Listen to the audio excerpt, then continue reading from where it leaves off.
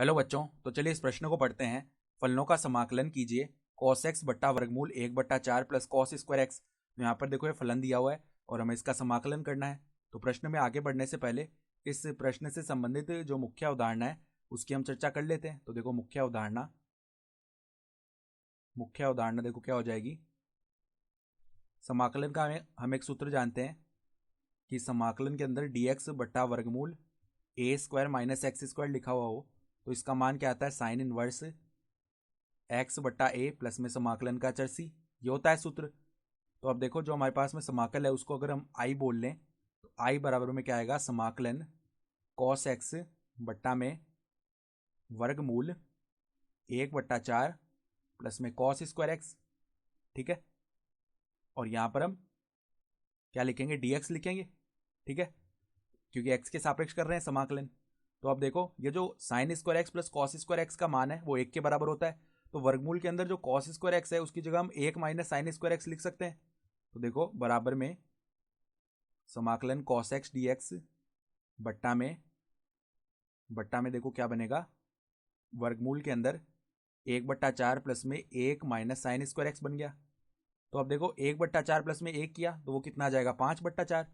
अर्थात समाकलन में कॉस एक्स डी एक्स बट्टा वर्गमूल 5/4 माइनस साइन स्क्वायर एक्स हो गया ये। तो अब देखो ये समाकलन करने के लिए हम यहाँ पर एक प्रतिस्थापन कर लेते हैं कि माना कि साइन एक्स को हम एक बार के लिए टी बोल देते हैं।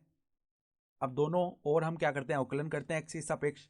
तो साइन एक्स का अवकलन क्या हो जाएगा, कॉस एक्स, और टी का अवकलन क्या हो जाएगा, डी टी बट्टा में डी एक्स। तो अगर यहाँ से हम कॉस एक्स डी एक्स का मान लिखें तो वो किसके बराबर आएगा, डी टी के बराबर। तो देखो आई का मान क्या बन जाएगा, आई बराबर में समाकलन डी टी बट्टा में कॉस एक्स डी एक्स की जगह हमने डी टी लिख लिया, बट्टा में वर्गमूल।